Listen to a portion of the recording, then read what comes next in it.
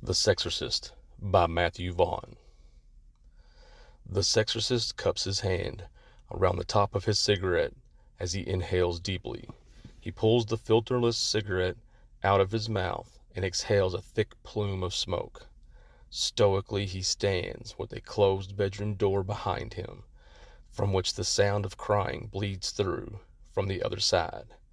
He knows it's the mother, or the aunt, or could maybe even be the father, but he doubts it. It's almost always the mother. He reaches up to his mouth and picks a stray piece of tobacco from his lip. On the bed in front of him, he watches the nude form of the girl as she writhes on top of the sweat-soaked mattress, her arms pulled up and bound to the headboard, her feet stretched out and tied to the footboard. The mattress beneath her is bare and thin, with what sheets that had covered it at some point crumpled on the floor next to the bed. As the girl moves, he can see the dark stains beneath her body. Though the girl is young, probably in her 20s, and her body supple, her physical appearance is a grotesque version of what it should be. Her breasts are two perky mounds on her chest, her nipples erect, but rotten skin flakes from her like a leper. Her eyes are a milky white with no irises, and the bone structure of her face is contorted and jagged like demon prosthetics from a cheap horror movie. Sores have appeared up and down her tight, toned body. She spews green bile at anyone that tries to get near her, cursing them and even attacking them if she wasn't restrained. Before her arms were tied down, her mother had been wiping sweat from the girl's forehead with a cold rag when the girl suddenly grabbed her. Her claw-like fingers scraped down her mother's face, drawing blood, and she wrapped her fingers tightly around her mother's throat. It took her father and brother both to pry her off, and at one point during their struggle she had gotten the best of her father, grabbed his head, and forced his face down into her crotch with uncanny strength no girl like her should ever possess. That's when they decided it was best to restrain her. She cursed them both, called them cocksuckers and rapists, pedophiles and faggots. The family believed she was possessed by a demon, that some ancient evil had taken over their daughter and twisted her into this evil, foul being. They didn't know where to turn or what to do, except to call a priest, an exorcist. They got him, the one man that could help their daughter, the Sexorcist. The Sexorcist has seen it plenty of times before. He knows what to do to rid this poor soul of the being that is eating her alive from the inside. He is a priest with methods, though unconventional, that have proven to work time and time again. She is possessed by a demon, one that has caused great harm to the family and thrives on the hurt and terror it is putting them all through. "Hello, priest," the demon says. The voice that comes from the girl's mouth is throaty and rasps harshly like a heavy chain smoker. It mumbles indecipherable words with its eyes locked on the Sexorcist before it speaks again. "Have you come to kneel at the cunt of Satan's minion, to drink the piss from her loins and renounce your God?" Once his cigarette has been sucked down to a nub, he drops the small bit on the floor and steps on it with his boot, mashing it into the floorboard. He then pulls the clerical collar from around his neck and sets it down on a nearby wooden dresser. Next, he unbuttons his silk shirt from the top down, letting it fall open and off his shoulders to the floor.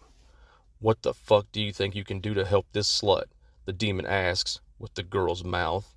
The Sexorcist remains silent as he unbuttons his jeans and pulls down the zipper. He pushes the pants off his hips, and they slide easily down his legs. His cock, though flaccid, is thick and long. There's ink on it, a tattoo that isn't quite visible yet. "Nice dick. Bet you can't get it up for me, though," the thing says as it spreads the girl's legs. Open sores encircling her pussy weep a brown discharge that runs down the inside of her thighs, pulling in the girl's ass crack. The smell wafts up to the priest, but he doesn't flinch. Standing there with his pants around his ankles, he bends over and begins untying his boots, one at a time. Lifting his left leg first, he pulls the boot off and drops it to the floor with a loud thud. It hits heel down, but falls over. When he puts that foot down, he does so outside of the pants. The right foot is next, and then he is standing, completely nude, at the edge of the bed. Demon, in the name of the Lord, I cast you out. In the name of the Father, I expel your wretched being from this poor defenseless soul. The sexorcist uses his right hand to cross himself. Demon, will you willingly depart from this innocent body and return to the hell in which you came from? The woman looks up at him and smiles. Chunky green vomit spills out from her mouth and down the sides of her cheeks, slowly, like lava from an overflowing volcano. Come give me a kiss, big boy, the demon says, through the mouthful of puke, the vomit bubbling and flinging out from moving lips. The demonic face contorts as it smiles through the ocean of sick, still rolling past the cracked and split lips. The sexorcist placed himself as close to the bed as he possibly can without touching it. The woman's dirty feet are bound to the bedpost on either side, her toenails long and broken and jagged. On the right foot, the toenail on the middle toe is broken back into the quick. Dried blood runs from the toenail bed and in between the toes on either side. Please, if you can hear me from where you are trapped in that body, know that I do this only to help you, the sexorcist says, staring directly into the woman's face. He absently strokes his flaccid cock while he talks. Ooh, are you getting it hard for me, baby? The girl says as she lifts her pelvis from the bed and thrusts it towards the sexorcist. The stench from between her legs grows fouler. I fucked Jesus and made him cry, but the Holy Mother Mary can't get enough of my snatch. The priest reaches out and grabs her thighs, holding her in the air and not letting her body fall back down to the sweat-soaked bed. His fingers push deep into her flesh as the muscles along his forearms and up to his shoulders bulge. Leaning across the footboard and in between her outstretched legs, the sexorcist runs his wet tongue down the inside of one thigh, over the pus-encrusted sores leading up towards her pussy. The taste is rancid on his tongue, but he doesn't stop or pull away. The girl's body shudders under his grip, and he feels warmth flood into his mouth as she releases a torrent of piss into his face. He takes in her urine, swallowing it as he pushes forward and laps at her soaking pussy. The sexorcist pushes into the labia, dripping with her hot, golden tribute, and searches blindly with his tongue. Another shudder ripples through her body, and he tightens his grip on her thighs as his tongue finds its goal, and he flicks her clitoris repeatedly. The girl pushes into his face as warm, watery discharge leaks from her anus. His fingers dig even deeper into the flesh of her legs as she tries to contort her body, trying to pull her legs toward her so that she can rub the abhorrent-smelling diarrhea dripping from her ass in his face. But he's too strong. He can feel the warm, fetid feces mixing with the now cooling piss on his chin. But again, he does not, cannot stop. 1,000 angels have left heaven and will burn in hell for eternity just for one small taste of my pussy. St. Paul abandoned the pearly gates just to suck the shit out of my asshole, the demon says with the girl's mouth. The sexorcist ignores her remarks and continues. As his tongue and mouth work on her clitoris and inside the folds of her vagina, she lets out a moan as thick, milky mucus discharges from inside her and fills the sexorcist's mouth. The priest pulls back this time and lets go of the girl's legs. Her lower half falls to the bed, the heels of her feet smacking the footboard in tandem. That was pretty good. I haven't come like that since the first time my daddy fucked me, the demon in the girl says. When it smiles, it shows a set of crooked and broken teeth that hold chunks of green vomit. The thing laughs and looks at the priest. The sexorcist spits out what thick mucus he has in his mouth and wipes at his chin with the back of his hand. He steps one foot over the footboard and places it on the bed in between the girl's bound legs.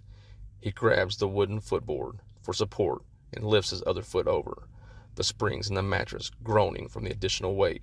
He stands over the girl, his cock erect and pointed above her. The demon lifts the girl's head and sees his cock, swollen with thick veins, running along the shaft, his clean-shaven ballsack drawn tightly in between his thighs. Is that little thing supposed to scare me? She hisses. As he kneels in between her spread legs, the demon can see the black ink covering the top of the priest's cock.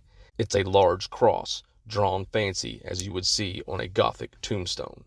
The demon's eyes grow wide, as if it was scared, but then it squints and smiles. I've been double penetrated by demons with dicks bigger than your arm. You can rip this fleshy sow apart, from pussy to asshole, and I still won't come for you. The sexorcist looks into the dull yellow eyes of the creature in front of him, and leans forward, the head of his cock pushing against her lips. She immediately begins to unleash a stream of hot urine that covers the inside of her bare thighs and his dick. But the sexorcist ignores this and gently pushes against her. A sound escapes the girl's mouth. It might not have been a full moan, but it was close. There's a sizzle from her sex as the exorcist's cock enters her easily, his girth stretching her as he pushes deep. "Have you started yet? I can't feel anything," she says, but the demon's voice audibly wavers. The priest begins to slowly move in and out, pulling his cock back until just the head is still inside her, just past her lips, before pushing back in. With each thrust, he goes as far as he can, their pelvises tapping against each other as he builds up speed. He watches the girl's face as the demon's eyes roll back in her head before snapping back toward him. Her cracked lips spread into that big, wide smile again as blood seeps through the split vermilion. "Come on, is that all you've got? You can't pleasure a woman with that tiny prick of yours. It's so small I bet the kids you diddled didn't even feel it. But that doesn't stop you from raping them, does it?" The priest ignores the demon's cruel taunts and crude remarks as he slowly fucks the physical body to exorcise the demon from within. But it has a strong hold on the girl, and even though he can see the cracks in the demon's armor, he needs to push harder to drive the evil creature from the poor, innocent girl. The sexorcist runs his tongue over breasts pocked with sores and encrusted in dried vomit. Placing his mouth on one breast, he runs his tongue around the areola before lightly flicking the nipple. Something wiggles under his tongue, and he pulls his head away from the breast. He feels something fall from his mouth and watches a bean-sized pink maggot land on the girl's breastplate. In between her two mounds, he looks at the breast that he had just been sucking as another maggot is squirming its way out of one of her milk ducts. The priest doesn't break his rhythm and continues to move his cock in and out as more and more maggots squirm from her breast. The girl's arms pull tight against the ropes binding her to the bed, and her muscles bulge as the wooden bed frame creaks. The sexorcist puts one hand up to her face, his thumb along her chin as his fingers brush her cheek. A scaly, forked tongue darts out from the girl's mouth, 4, 6, and then 8 inches, and licks across his hand, leaving a slimy mucus trail. He continues pounding her, building up speed as the bed creaks and groans. Pushing deep into the girl, the ropes binding her feet stretching to the limit, the sexorcist puts his mouth against her bloody lips in a passionate kiss. Instantly, he feels his mouth fill up with the slimy forked tongue as it probes the crevices of his mouth, digging into the healed hole from a tooth pulled many years ago. It traces his teeth and intertwines with his tongue, locking them in place and making it impossible for him to pull away. The girl makes a retching noise, and the priest's mouth fills with the sour taste of her chunky vomit. He tries to pull back, but her tongue is locked tight around his and holds him in place. Her puke fills his cheeks, pushing them out like a chipmunk storing nuts, and he has no choice but to swallow it, choking down the bitter upchuck as it tickles his own gag reflex. Finally, he bites down on the girl's tongue, and she lets go. He pulls his head away and spits thick, brown, coffee ground-looking sick out of his mouth and onto her naked chest. "You really do know how to party," the demon says, and lets out a loud, cackling laugh. The priest sits up, his hard cock still inside her. He feels warmth around his shaft and onto his thighs and knows she is pissing on him yet again. The bed begins to shake, the wooden feet stamping an out-of-time rhythm on the floor. The sexorcist grabs the girl around the waist and brings her body into his. He rises on his knees, lifting her pelvis with his, and thrusts into her hard. He can feel the bed levitate from the ground as it continues to shake, like it is trying to buck him off it. He holds tight to the girl, his fingers digging deep into her naked flesh as he slams his cock in and out, in and out. As the priest pumps into her, he looks down and sees her head spinning around on its neck impossibly. It doesn't faze him though. He's seen it before. He's seen worse. His grip slips on the girl's waist from the sweat on his palms. He can feel his back dripping from the exertion, and sweat runs down his face, threatening to get into his eyes. The girl's head spins 180 degrees and continues going. He moves his hands under her thighs and pushes her legs up as much as the ropes around her feet will allow them to go, and he fucks her with everything he has got. Ropes snap as the demon finally breaks the bonds of its wrists and sits up. It slaps its hands on the priest's back, digging its clawed fingernails into his flesh as he continues to pump into her. The ragged nails of the girl's hands tear into the sexorcist's flesh, reopening old wounds across his back. The girl's head is now coming around back to its natural state, and her eyes are rolled far back into her head. The girl is making a huffing sound that coincides with every thrust he makes. The exorcist explodes into the girl simultaneously as the bed crashes to the floor, and the girl screams out. His orgasm gushes out with the two locked in a lover's embrace in the center of the bed, and her head falls forward onto his shoulder. The two, still embracing, fall onto the wet and worn mattress, his cock twitching inside of her as the last of his cum spurts out. He lifts himself and looks down to the girl's face. Her features have softened back to normal. The cracked lips are gone, and she is breathing deeply. She opens her eyes, and he sees white behind bright blue irises. She smiles up at him. The priest says nothing as he climbs off her, his now flaccid cock sliding out from inside her.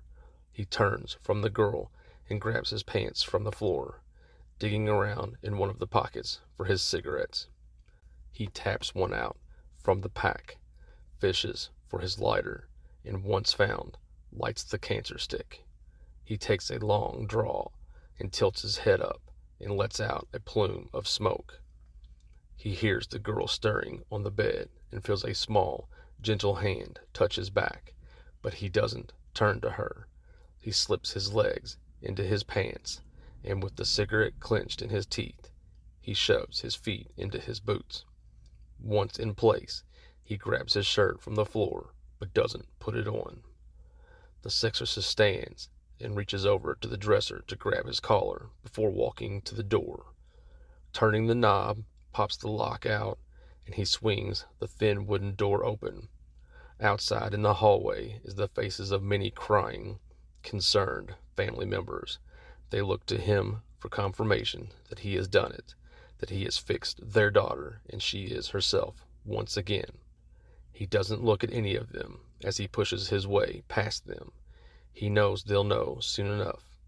They rush into the girl's room as he goes, and he can hear the screams of joy and cries of relief as he walks down the hall, his head down in exhaustion, a trail of cigarette smoke lingering behind him.